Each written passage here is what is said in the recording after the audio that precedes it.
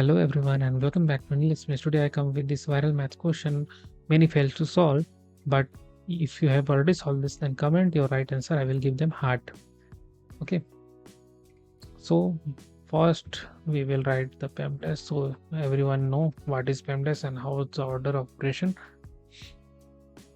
So in the PEMDAS, first we will solve the parenthesis part. 16 divided by 4 into 2 plus 2, that is 4 minus 3.